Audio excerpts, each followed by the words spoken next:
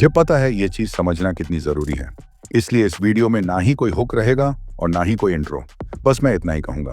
अगर आपको सच में इमोशनलेस बनना है तो सबसे पहले इमोशंस को समझना होगा। उसके बाद हम स्टेप बाय स्टेप जानेंगे कि कैसे हम इमोशनलेस बन सकते हैं।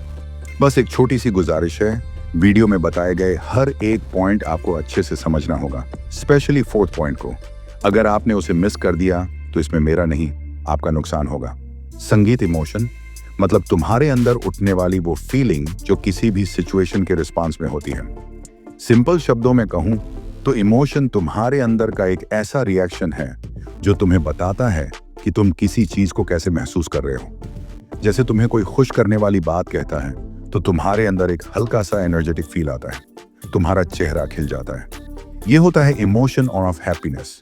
जब कोई तुम्हें इग्नोर करता है या कुछ बुरा बोल देता है तो तुम्हारे अंदर जलन या फिर गुस्सा आने लगता है, और ये होता है इमोशन ऑफ एंगर। तो अगर सिंपल में बोलूं तो इमोशंस तुम्हारे दिमाग और दिलों का वो सिग्नल होता है जो तुम्हें बताता है कि तुम्हें कोई चीज अच्छी लगी या बुरी। फॉर एग्जाम्पल, मान लो रात में तुमने एक वीडियो अपलोड किया और सुबह उठकर देखा उसमें 1 लाख व्यूज आ गए थे। अब तुम्हारा चेहरा ऑटोमेटिक स्माइल करने लगता है, एनर्जी बढ़ जाती है। यही है इमोशन ऑफ हैप्पीनेस।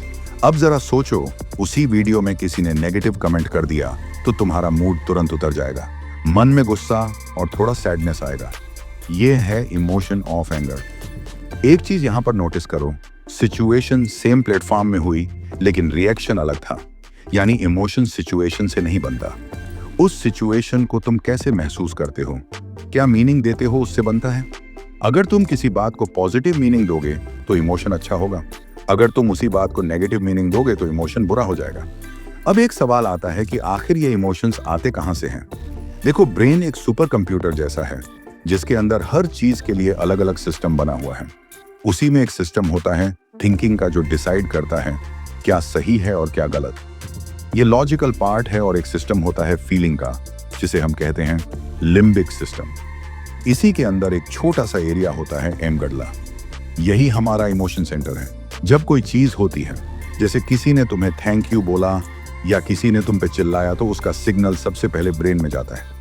लेकिन इंटरेस्टिंग बात यह है कि यह सिग्नल सबसे पहले एमिगडाला यानी इमोशनल ब्रेन तक पहुंचता है, और उसके बाद हमारे थिंकिंग ब्रेन तक। मतलब तुम पहले फील करते हो, फिर सोच कर रिएक्ट करते हो।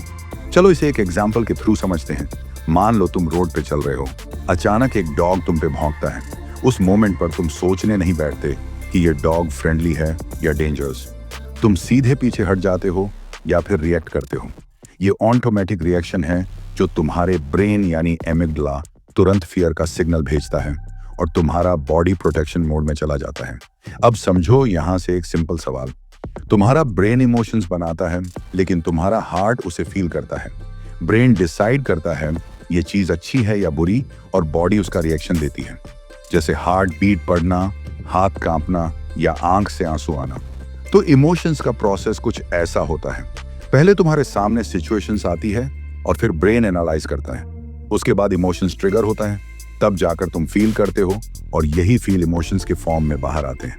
जब भी कोई इमोशंस आता है जैसे गुस्सा, सैडनेस, फियर या एंजाइटी, तो हमारी नेचुरल हैबिट होती है या तो रिएक्ट करने की या तो उसे दबा देने की। लेकिन सच कहूं तो यह दोनों ही गलत है, क्योंकि रिएक्ट करने का मतलब है तुम्हारा इमोशन तुम्हें कंट्रोल कर रहा है, और दबाने का मतलब है तुम उस इमोशंस को इग्नोर कर रहे हो, जिससे वो और ज्यादा स्ट्रॉन्ग होकर बाहर आता है। इसीलिए सबसे पहला स्टेप है अवेयरनेस, मतलब ऑब्जर्व करो बिना जज किए। फॉर एग्जाम्पल, मान लो तुम्हें गुस्सा आया। नॉर्मली तुम रिएक्ट करते हो, चिल्लाते हो, जस्टिफाई करते हो या किसी पे अपना गुस्सा निकाल देते हो। लेकिन इस बार सिर्फ रुक जाओ, कुछ मत बोलो, कुछ मत सोचो, सिर्फ फील करो। नोटिस करो अपने अंदर क्या हो रहा है, हार्ट बीट फास्ट हो रही है या सांसें छोटी हो रही हैं। बस ऑब्जर्व करो। हाँ, मेरे अंदर गुस्सा है, लेकिन उस गुस्से को मेरा मत बोलो। मत सोचो मुझे गुस्सा आया, बस इतना सोचो गुस्सा आ रहा है। इस छोटी सी बात में बहुत ज्यादा डिफरेंस है, क्योंकि जैसे ही तुम ऑब्जर्व करते हो, तुम इमोशन के अंदर नहीं रहते, इमोशन के ऊपर खड़े हो जाते हो। अब सवाल आता है, ये अवेयरनेस क्या करती है। देखो, अवेयरनेस तुम्हें गैप देती है तुम्हारे इमोशन और तुम्हारे रिएक्शन के बीच। इसी गैप में ही तुम्हारा पावर छुपा होता है।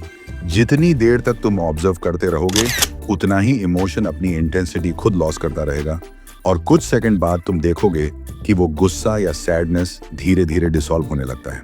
ये कोई मैजिक नहीं है, ये सिर्फ तुम्हारा कॉन्शियसनेस का कंट्रोल है। यही है माइंडफुलनेस। माइंडफुलनेस का मतलब होता है इमोशन फील करो पर उसे दबाओ मत।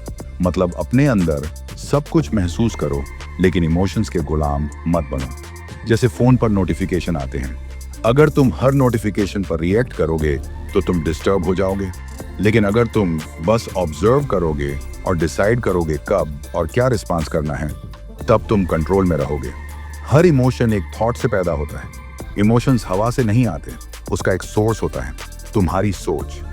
जब तुम सोचते हो किसी ने मुझे इग्नोर किया, तो ये सिर्फ तुम्हारे थॉट हैं, लेकिन तुम्हारा माइंड उस थॉट के आसपास एक कहानी बना लेता है, जैसे मैं उसके लिए इंपॉर्टेंट नहीं हूं, अब मेरी उसको कोई जरूरत नहीं है।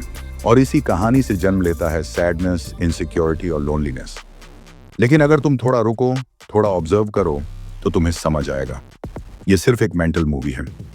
रियलिटी में बस इतना हुआ था कि किसी ने तुम्हें इग्नोर किया, बस बाकी सब तुम्हारे माइंड ने क्रिएट किया। इमोशनलेस बनने का मतलब ये नहीं होता कि तुम्हें थॉट आना बंद हो जाएंगे। थॉट तो आते रहेंगे, क्योंकि तुम्हारा ब्रेन एक मशीन है जो हर सेकंड में हजारों सोच बनाता है, कुछ सच, कुछ झूठ और कुछ बस इमेजिनेशन। तुम इन सबको कंट्रोल नहीं कर सकते, लेकिन तुम इनके साथ अटैच होना या डिटैच होना डिसाइड कर सकते हो। इमोशनलेस बनने का मतलब ये है तुम डिसाइड करते हो कि किस थॉट को एक्सेप्ट करना है और किसे इग्नोर करना है। मतलब तुम्हारे थॉट्स तुम्हें खींच नहीं सकते जब तक तुम उन्हें बिलीव नहीं करते। इमोशंस सबसे ज्यादा तब एक्सप्लोर करते हैं जब तुम अपनी वैल्यू दूसरों के ओपिनियन पर छोड़ देते हो। जब तक तुम चाहोगे कि लोग तुम्हें समझें, तुम्हें अप्रिशिएट करें, तुम्हें एक्सेप्ट करें, तब तक तुम्हारा इमोशनल स्टेट दूसरे के हाथों में रहेगा। जरा सोच के देखो, जब कोई तुम्हें इग्नोर करता है तुम हर्ट फील करते हो, जब कोई तुम्हें कॉम्प्लीमेंट करता है तुम हैप्पी फील करते हो। यानी तुम्हारा मूड उनके एक्शन के रिमोट से कंट्रोल हो रहा है, और जब तक ये रिमोट उनके हाथों में रहेगा तब तक तुम कभी इमोशनली फ्री नहीं हो सकते। इमोशनलेस बनने का मतलब ये नहीं है कि तुम्हें किसी की परवाह ही ना हो। इसका मतलब ये है कि तुम्हारा सेल्फ वर्थ अब किसी के बिहेवियर पर डिपेंड नहीं करता। तुम अपने वैल्यू को समझ चुके हो, चाहे कोई समझे या ना समझे। तुम अपनी जगह से हिलते नहीं। यहाँ एक सिंपल बात याद रखो, expect nothing, control everything with in. जितनी एक्सपेक्टेशन कम करोगे उतना इमोशनल पेन कम होगा, क्योंकि हर एक्सपेक्टेशन एक हिडन डिमांड होती है। जैसे तुम ऐसे बिहेव करो जैसे मैं चाहता हूं, और जब दुनिया तुम्हारे हिसाब से नहीं चलती तब तुम्हारा माइंड रिएक्ट करता है, और वही धीरे धीरे फ्रस्ट्रेशन की फॉर्म में बाहर आता है। लेकिन जब तुम एक्सपेक्टेशन छोड़ देते हो तो तुम्हें पीस मिलती है, क्योंकि अब कोई भी एक्शन या रिजेक्शन तुम्हारे अंदर के बैलेंस को तोड़ नहीं सकता। इमोशंस तब डेंजरस बनते हैं जब तुम उसके बेस पर डिसीजन लेने लगते हो। उस मोमेंट में इमोशंस तुम्हारा गाइड नहीं, तुम्हारा ट्रैप बन जाता है। गुस्सा, गिल्ट या फियर के अंदर लिए गए डिसीजन अक्सर रिग्रेट में बदल जाते हैं, क्योंकि वो क्लैरिटी से नहीं, इम्पल्स से आते हैं। इसलिए जरूरी है अपने दिमाग में एक लॉजिकल शील्ड बनाना, एक मेंटल फिल्टर जो हर इमोशन को पास होने से पहले एक सवाल पूछे, ये फीलिंग यूजफुल है क्या? क्या इससे मुझे ग्रोथ मिल रही है? अगर जवाब नो है तो इमोशंस को एक्नॉलेज करो, लेकिन उसके डायरेक्शन में मत चलो। जब तुम्हारा लॉजिक स्ट्रैंग होता है तब इमोशंस अपनी लिमिट में रहते हैं।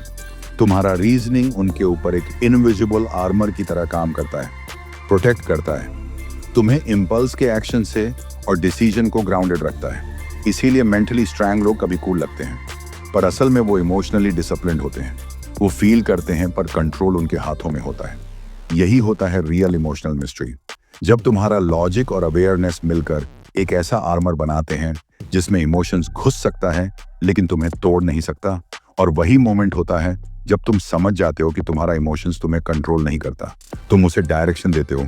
यही तुम्हारा लॉजिकल शील्ड है, तुम्हारा फाइनल प्रोटेक्शन। ये थे कुछ प्रैक्टिकल पॉइंट जो तुम्हें मेंटली इमोशंस कंट्रोल करना सिखाएंगे।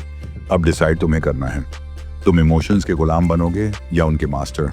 और हाँ, मैं तुम्हारी हर एक कमेंट का रिप्लाई करता हूँ, इसलिए कोई भी सवाल हो तो कमेंट में जरूर पूछना, मैं उसका रिप्लाई जरूर करूंगा। चलो अब वीडियो को लाइक कर दो, और अगर अभी तक आप मुझसे जुड़े नहीं हो तो चैनल को सब्सक्राइब करके हमारी इस छोटी सी फैमिली में जुड़ जाओ, क्योंकि यहाँ पर हमेशा कुछ नया सीखने को मिलता है। चलो फिर मिलते हैं।